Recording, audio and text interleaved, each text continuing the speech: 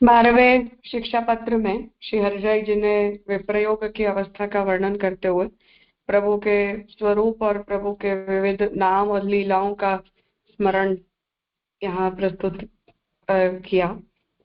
जैसा मैंने कल कहा था कि यद्यपि ये निरूपण छोटा है, नाम भी छोटे हैं और उनके अर्थों का निरूपण गोपेश्वर जी कर रहे हैं, परंतु हमें मूलतः इसके प्रयोजन पर ध्यान देना चाहिए कि प्रयोजन जो है वो यहाँ लीला भावना, स्वरूप भावना और भाव भावना है, जिन्हें लालू भट्ट जी ने हमें साधन के रूप में बताए। तो अनवसर के काल में जब हम ठाकुर जी के स्वरूप का चिंतन करते हैं या प्रभु के गुणों का चिंतन करते हैं, प्रभु की लीलाओं का चिंतन करते हैं, तब हमारे लिए ये 3 प्रकार की भावनाएं साधन रूप बताई गई हैं, जिन्हें यहाँ श्री हरिराय जी समझा रहे हैं। तो जब प्रत्येक नाम का आप निरूपण करते हैं तो उससे जुड़ी हुई ठाकुर जी की लीलाएं भी हैं, उनका भी स्मरण होता है, प्रभु के परिकर का भी स्मरण होता है, प्रभु के स्वरूप जिनका हम अपने सेव्य के रूप में अपने घर में दर्शन कर रहे हैं, तो उनकी सेवा से जब हम वंचित होते हैं तो उनके स्वरूप का भी हम अपने हृदय में भावन करते हैं और ब्रज भक्तों के भावों का भावन करते हैं। तो प्रयोजन के रूप में जो गुणगान से जन्य विप्रयोग का भावन है, उसे श्री हरिराय जी यहाँ इस प्रक्रिया के रूप में हमें समझाना चाह रहे हैं और उसी का निरूपण प्रभु के विविध नामों के द्वारा यहाँ किया जा रहा है। 10वें श्लोक तक का विषय कल हमने देखा था, आज 11वें श्लोक से देखें। तो राजद हृदय वैयाग्र नखभूषण भूषित कंज लोचन लोलाक्ष विशालाक्ष विलक्षण। शब्दार्थ: हे शोभायमान वगनखा के भूषण सो भूषित, हे कमल सारिखे चपल नेत्र वारे, हे विशाल नेत्र करी के विलक्षण। टीका: हृदय के ऊपर बाघ को नख सुवर्ण में जटित करी नखभूषण श्री यशोदा जी पहिराए हैं, जो मेरे पुत्र को काहू की दृष्टि न लगे, तो वक्षस्थल में नखभूषण शोभत है।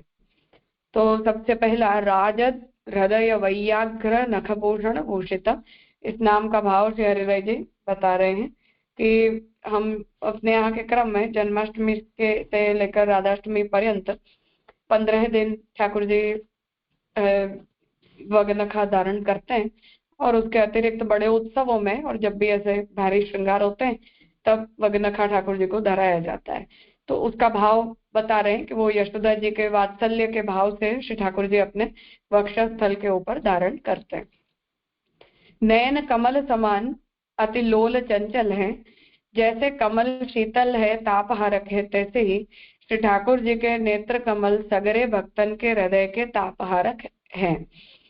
तो दूसरा कंज लोचन लोलाक्ष, तो ठाकुर जी के नेत्रों का यहाँ वर्णन कर रहे हैं कि कमल के समान प्रभु के नेत्र हैं, तो जैसे कमल को देखने पर हमें शीतलता का अनुभव होता है, ऐसे ही श्री ठाकुर जी के जो नेत्र कमल हैं उनका दर्शन करने पर जितने भी भक्त हैं उनके हृदय में विप्रयोग का जो भाव है वो निवृत्त होता है। और नेत्रन करी अपने भक्तन को रसदान करत है, संकेत सूचन करत है, और नेत्रों से ही प्रभु जो है वो अपने भावों को भी प्रकट करके और अपने भक्तों को सूचित करते हैं। ता करी लोचन चंचल है, अर्थात नेत्रों के द्वारा प्रभु अनेक प्रकार के भावों को प्रकट करते हैं, और नेत्र कमलवत बड़े विशाल हैं, कमल के समान ठाकुर जी के नेत्र बड़े विशाल हैं। दूर्णायमान आरक्त विलक्षण है, तो लाल रंग के हैं और सबसे अलग है। ताकि उपमा काहू सो कही न जाए, अनिर्वचनीय है, ऐसे श्री कृष्ण हमको अब कृपा करी दर्शन दे हो। ऐसे ठाकुर जी के उन नेत्रों का वर्णन करने में हम सक्षम नहीं हैं, ऐसे प्रभु के दर्शन हमें कब होंगे, ऐसी विज्ञप्ति यहाँ कर रहे हैं। दीनैक शरण स्वीय सामर्थ्य संयुत, व्रजराज सुत स्वीय जननी कंठभूषण। अब पुनः 4 नामों से प्रभु को संबोधित कर रहे हैं कि हे दीन के मुख्य आश्रय स्थान, हे अपने सर्व सामर्थ्य करी के संयुक्त, हे श्री नंदराय जी के पुत्र, हे अपनी माता श्री यशोदा जी के कंठ के आभूषण रूप, कंठ को ग्रहण करी के टेरीवे वारे। टीका। दीन जो निज भक्त तिनके शरण्य हो, अपने स्वीय भक्त दीन होए शरण रहे हैं, तिनको सर्व भांति प्रभु रक्षा करते हैं। तो दीनई का शरण से तात्पर्य बता रहे हैं कि प्रभु के जो भक्त हैं वो दीन हैं, अर्थात कि उनके पास भगवत शरणागति के अतिरिक्त अन्य कोई मार्ग नहीं है। ऐसे भक्त जो भगवान के प्रति शरणागत हैं उनकी प्रभु हर प्रकार से रक्षा करते हैं। क्यों रक्षा करते हैं उसका निरूपण द्वितीय नाम से कर रहे हैं। स्वीय सर्व सामर्थ्य संयुता, तो अपने भक्तों का रक्षण करने में प्रभु सामर्थ्य युक्त है, क्योंकि प्रभु सर्व सामर्थ्य से युक्त है। तो श्री भागवत नवम स्कंद में भगवान दुर्वासा प्रति कहे हैं, ये दारागार पुत्राप्तान प्राणान वित्तमिमं परम हित्वा माम शरणम याताः कथम तान् त्यक्तुमुत्सहे। जो स्त्री ग्रह पुत्र आप्त प्राण द्रव्य यह लोक और परलोक को छोड़ी के मोको शरण आए, तिनको छोड़ी वे को मैं कैसे उत्साह करूं। यह वाक्य ते श्री ठाकुर जी कहे, जो ऐसे भक्त स्त्री घर पुत्र वित्त सर्व मोको समर्पण करी एक मेरे शरण होए रहे हैं, तिनको छोड़ी वे की कैसे इच्छा करूं, मैं उनकी अष्ट प्रहर ही रक्षा करत हूं। ताते दीन होए जो भक्त शरण है, तिनकी रक्षा प्रभु आप ही करत है। श्री कृष्ण सर्व सामर्थ्य युक्त हैं। व्रजराज जो श्री नंदराई जी तिनके पुत्र अपनी स्वीय जननी श्री यशोदा जी के कंठ के भूषण हो, ऐसे श्री कृष्ण हमको दर्शन दे हो। तो प्रभु के सामर्थ्य का वर्णन कर रहे हैं कि भगवान ही स्वयं ये आज्ञा करते हैं कि जो भक्त होते हैं उनके प्रति जो भक्तों के प्रति भगवान करुणायुक्त होते हैं। इसलिए जो भी भक्त अपने सभी साधनों का त्याग करते हुए भगवान के प्रति शरणागत हो जाता है, ऐसे भक्त की हर प्रकार से भगवान रक्षा करते हैं। ऐसे जो सर्व सामर्थ्य युक्त भगवान हैं वो श्री नंदराई जी के पुत्र हैं और अपनी श्री माता श्री यशोदा जी के कंठ के भूषण रूप हैं, अर्थात कि ठाकुर जी श्री यशोदा जी की गोदी में विराज कर ठाकुर जी श्री यशोदा जी से लिपटे हुए हैं। ऐसे प्रभु का ध्यान करते हुए उनके दर्शन की कामना यहाँ उपस्थित कर रहे हैं। हा कृष्ण हा सदानंद हा वृंदावन भूषण हा नंदराज तनय हा यशोदांक खेलन। शब्दार्थ, हा फलात्मक, हा सदा आनंद रूप, हा वृंदावन के भूषण, हा श्री नंदराय जी के पुत्र, हा श्री यशोदा जी के अंक में खेली वे वारे। टीका। हा कृष्ण, श्री कृष्ण नाम फलात्मक है, सर्व वेद स्मृति को सार, तो व्रजभक्त श्री कृष्ण यह नाम को स्मरण जप करत है। ताही तय से आचार्य जी महाप्रभु जी हु अष्टाक्षर पंचाक्षर में यह ही सर्वोपरि श्री कृष्ण ही को शरण बतायो है। तो कृष्ण प्रथम नाम का तात्पर्य बता रहे हैं कि कृष्ण नाम फलात्मक है, सकल वेदादि शास्त्रों के तात्पर्य रूप है। जो व्रजभक्त है वो भी भगवान के इसी नाम का स्मरण करते रहते हैं। इसीलिए श्री महाप्रभु जी ने अष्टाक्षर और पंचाक्षर दोनों ही मंत्रों में भगवान के इस सर्वोपरि नाम की का ही उल्लेख करते हुए उन्हीं के प्रति आत्मनिवेदित और शरणागत होने की आज्ञा दी है। विरह करी हा कृष्ण कहे हा सदानंद, तुम तो सदा आनंद रूप एक रस हो, तो हमको आनंद दे हो। हा वृंदावन भूषण श्री कृष्ण, तुम तो वृंदावन ते एक क्षण हूँ बाहर नहीं जात, काहे ते जो वाके भूषण रूप हो। तो आगे के नामों का तात्पर्य बता रहे हैं कि भगवान सर्वदा एक रस है, आनंद रूप है, इसलिए भक्तों को भी दर्शन देकर और आनंद प्रदान करें। वृंदावन भूषण अर्थात व्रज वृंदावन को छोड़कर भगवान कहीं नहीं पधारते, इसलिए व्रज की जो शोभा है वो भगवान से ही है। तुम तो श्री वृंदावन ते एक क्षण हूँ बाहर नहीं जात, काहे ते जो वाके भूषण रूप हो। हा श्री नंदराई जी के पुत्र, हा श्री यशोदा जी के अंक में खेलवे वारे, ऐसे श्री कृष्ण हमको दर्शन दे हूं। ऐसे जो भगवान हैं वो हमें दर्शन दें, ऐसी विज्ञप्ति यहाँ कर रहे हैं। हा गोपिकेश हा नाथ हा गोकुल पुरंदर, हा हा व्रज जनार्तांग्री हा हा निस्साधनाधिप। हा गोपिका के ईश, हा नाथ, हा गोकुल के इंद्र, हा व्रजजन की आरती को हरिवे वारे, हा निस्साधन जन को अधिक रक्षा करिवे वारे। टीका। हा गोपी जन के ईश राजा,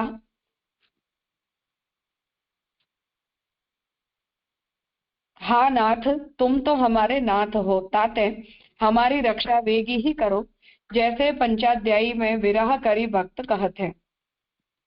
तो गोपीकेश अर्थात गोपियों के स्वामी भगवान, उनका वर्णन करते हुए भगवान ने जैसे उनकी ब्रज भक्तों ने भगवान को अपनी रक्षा करने के लिए विनंती की है, उस भाव का यहाँ स्मरण कर रहे हैं। तो राग पंचाध्यायी में विप्रयोग से युक्त होकर ब्रज भक्तों ने भगवान से विज्ञप्ति की, हा नाथ रमण पृष्ठ क्वासी क्वासी महाभुज, दास्यास्ते कृपणायामे सखे दर्शय सन्निधिम।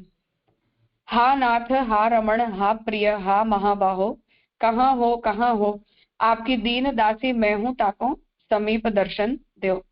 तैसे ही यहाँ कहे जो हा नाथ, हे गोकुल के पुरंदर, जैसे इंद्र एक क्षण हो भोग नाही छोड़त, तैसे तुम गोकुल के इंद्र होए क्यों बैठी रहे हो, हमको आनंद दे हो।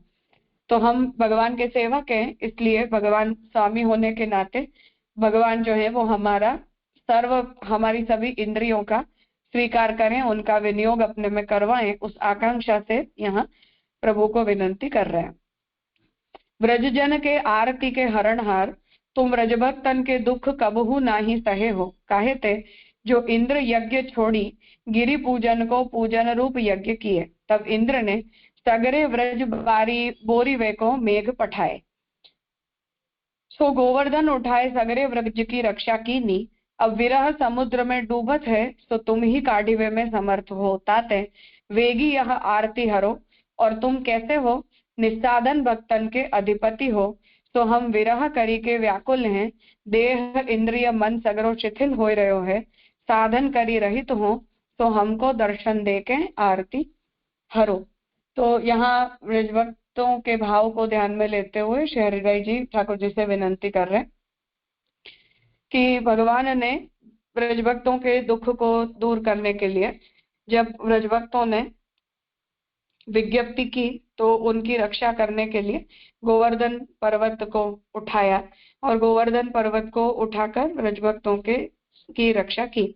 उसी प्रकार से हम भी जो है वो विप्रयोग के समुद्र में गिरे हुए हैं, इसलिए हमारी रक्षा करने के लिए भी भगवान कब हमें संसार से उठाएंगे, ऐसा भाव यहाँ प्रकट कर रहे हैं। हा नंदादि सर्वस्व, हा नंग नवांकुर, हा निरावलंबनालंब, हांगल कुटि प्रिय। शब्दार्थ। हा श्री नंदराय जी आदिन के सर्वस्व, हा कामदेव के नवीन अंकुर रूप, हा आलंबन आश्रय रहित के आलंबन रूप, हा अंग के लकुटिवत प्रिय। टीका। नंदादि गोप गोपी सखा गाय सर्व के एक तुम ही सर्वस्व हो, तुम बिना सगरो पदार्थ तुच्छ है, एक तुम ही सर्व के जीवन प्राण हो। तो नंदादि सर्वस्व, तो नंद और आदि पद से सभी ब्रज भक्त और ब्रज के सभी पदार्थ, तो उन सब के प्रति भगवान ही उनके सर्वस्व हैं, और उनके लिए भगवान के अतिरिक्त सब कुछ तुच्छ है। एक तुम ही सर्व के जीवन प्राण हो, और हा अनंग नवांकुर, तो द्वितीय नाम को बता रहे कि तुम अनंग जो कामदेव, तो कामदेव के लिए ये आता है कि कामदेव ने जब श्री ठाकुर जी श्री महादेव जी के ऊपर काम बाण चलाया था ताकि वो पार्वती जी के प्रति आकृष्ट हों देवताओं के कहने पर, तो महादेव जी ने अपनी तीसरी नेत्र से कामदेव जी को भस्म कर दिया था। तो उससे कामदेव जो है वो अनंग कहलाते हैं कि उनके शरीर को भगवान महादेव जी ने भस्म कर दिया था। तो ऐसे अनंग जो कामदेव हैं, ताको नवांकुर हो, फिर वही ठाकुर जी के पुत्र प्रद्युम्न के रूप में प्रकट हुए और फिर उन्हें नूतन शरीर की प्राप्ति हुई। तो ऐसे जो भगवान है वो उनके अंकुर हैं, अनंग रूप वृक्ष में नूतन अंकुर रूप आप प्रकटे हो। तो बिना वृक्ष, जो वृक्ष का शरीर नहीं है, उसमें नूतन अंकुर के रूप में भगवान प्रकट हुए। साक्षात मनमथ के मनमथ हो, मनमथ भी कामदेव का नाम है, तो वो भी प्रभु के स्वरूप से मोहित हो जाएं, ऐसा प्रभु का स्वरूप है। कामदेव हूँ तिनको देखी मोहित भयो, तो हम सगरी मोहित होए या मैं कहा कहनो। जाको कछुहु अलंबन नाही, अवलंब नाही, हा निरालंबना लंब। इस तीसरे नाम का भाव बता रहे कि जिसके पास आश्रयणीय और कुछ भी नहीं है, तिनके तुम ही अवलंब हो, वो सभी भगवान का ही आश्रय लेते हैं। यह कही के यह जताए, जो सर्व ठोरते आश्रय छोड़ी, एक श्री कृष्ण को आश्रय करे, तब प्रभु आश्रय देही। तो जब हम अन्य सभी पदार्थों के प्रति शरणागति का या आश्रय का भाव त्याग देते हैं और केवल भगवान के प्रति ही एकनिष्ठ होकर शरणागत होते हैं, तभी भगवान हमारे रक्षा करने के लिए उद्यत होते हैं। इसलिए निरालंब होना ये भक्त के लिए आवश्यक है। इसलिए निरालंब के अवलंब श्री कृष्ण हैं। और जैसे अंग को लकुटी प्रिय है, वाही अवलंब है, तैसे हमारे तुम प्रिय हो, अवलंब हो, तुम्हारे ही अर्थ सगरी क्रिया करत है, या भांति समस्त श्री स्वामी निजी विप्रयोग करत है। तो ये सब ब्रजभक्तों के भाव हैं, ऐसा श्री हरिराय जी यहाँ निरूपित करना चाह रहे हैं कि ये सब विप्रयोग के भावों को प्रकट करने का सामर्थ्य हमारे अंदर स्वतंत्र रूप से नहीं है, परंतु ये सब विप्रयोग का भाव ब्रजभक्त ही जो है वो प्रकट करते हैं। इसलिए उन्हीं के भावों का अनुसरण करते हुए आपने यहाँ ये भावों को प्रकट किया है। इसलिए आप ये आज्ञा कर रहे हैं कि इस प्रकार जो व्रजभक्त हैं वो भगवान का विप्रयोग करते हैं, इसलिए उनका अनुसरण करते हुए हम भी प्रभु के प्रति अपना विप्रयोग का भाव प्रकट कर रहे हैं।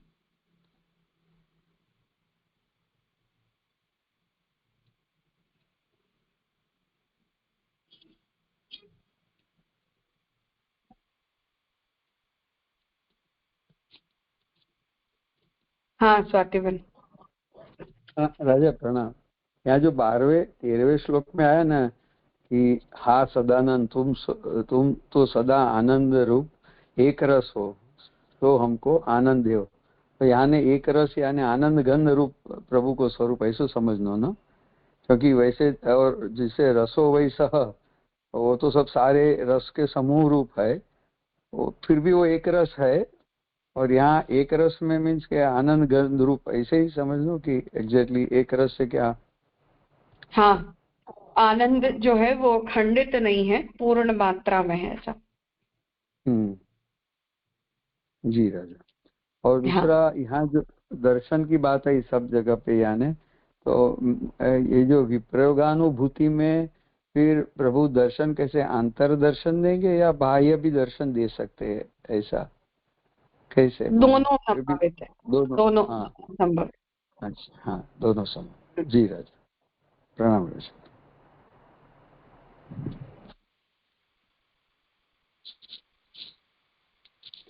हाँ दुष्यंत भाई कहिए।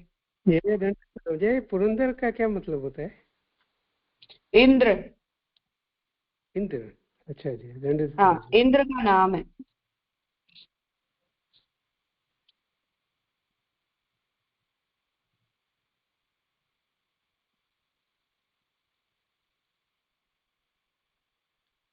एवं विधानि सततम जल्पितानि मुहुर्मुहुः अवगत्य च भावेन भावनीयान्य हर्निशम। शब्दार्थ: ऐसे श्री स्वामिनी जी निरंतर जल्पना करत है, तो वारंवार भाव सो जानी के अहर्निश तिनकी भावना करनी। टीका: या प्रकार निरंतर श्री स्वामिनी जी वारंवार जल्पना करत है, तब श्री ठाकुर जी पधारी के समस्त श्री स्वामिनी जी को दर्शन देके उनके मनोरथ पूर्ण करते हैं। तो या में 64 नाम कहे हैं, ताको अभिप्राय यह है जो प्रभु चारी यूथ के पति हैं, तो एक एक यूथ के श्री स्वामिनी जी षोड़श नाम षोड़श श्रृंगारात्मक रस को अनुभव लीला सहित करते हैं। 64 नाम कहे। अब से हरिराय जी कहते हैं, जो तुम या भांति श्री स्वामिनी जी के विरह भाव की भावना अहर्निश करो, तब श्री स्वामिनी जी की कृपा तय हृदय में भाव स्थिर होएगो, तब प्रभु अपनो अनुभव करावेंगे। यह सिद्धांत सर्वोपरि है। इति श्री हरिराय जी कृतम 12 शिक्षा पत्रम श्री गोपेश्वर जी कृत व्रजभाषा टीका समेतम समाप्तम।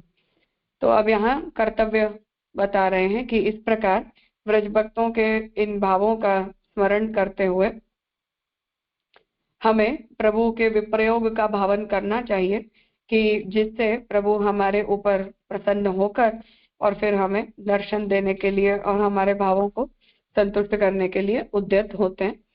यहाँ श्री हरिराय जी ने 64 नामों का उल्लेख किया है।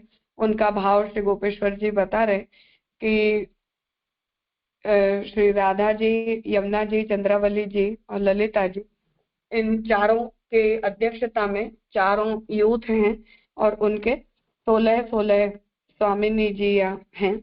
तो उन सभी को चतुर्गुणित करते हुए इन 64 नामों का भाव श्री हरिराय जी ने प्रकट किया है, जिनका स्मरण करने पर प्रभु हमारे ऊपर प्रसन्न होकर और हमें फलदान करते हैं, ऐसी आज्ञा यहाँ कर रहे हैं।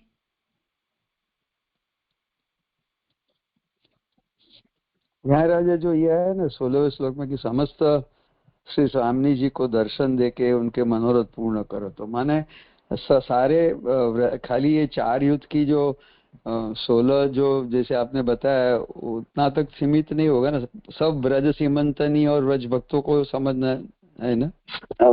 हाँ हाँ सब, लेकिन वो सभी इन चारों यूथों के ही पार्ट है ना, इसलिए। अच्छा जी जी जी। नहीं, ये मुख्य 4 स्वामियां हैं, फिर उनके अंतर्गत अन्य सभी व्रज भक्त। हाँ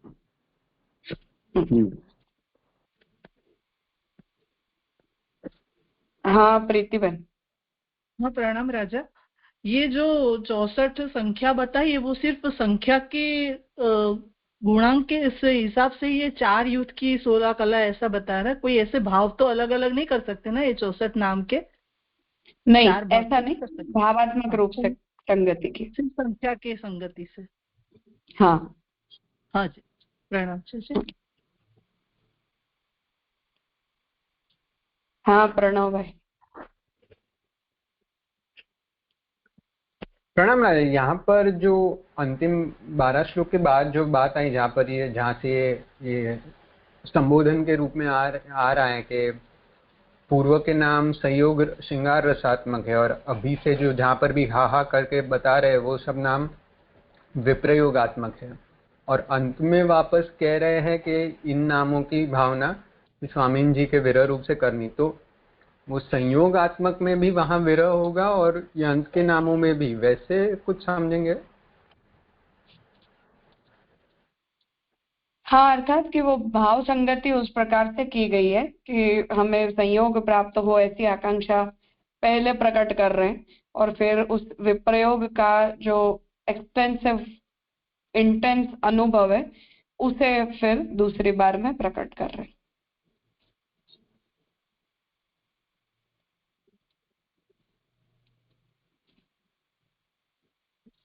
अच्छा, मतलब दोनों विरह रूपी है, पर वहां पर पहले विरह में भी संयोग रस की अपेक्षा है और अभी और विरह में विप्रयोग है। हाँ हाँ। और यद्यपि राजा ये जो अंत में कह रहे हैं नाम संगति, पर में भी शायद वो अंत में भी वापस जो ये जहाँ पर भी विप्रयोग के नाम है वो भी वापस 16 ही है, तो वैसे पता नहीं कुछ संगति सोच रहे होंगे या। हाँ जी राजा प्रणाम। ठीक है, ठीक है। तो आज का क्रम हम यहाँ रखते हैं। अभी परसों से शिविर का क्रम है, इसलिए अब हम आगे का जो पत्र है वो सोमवार से शिविर के समापन के बाद प्रारंभ करेंगे।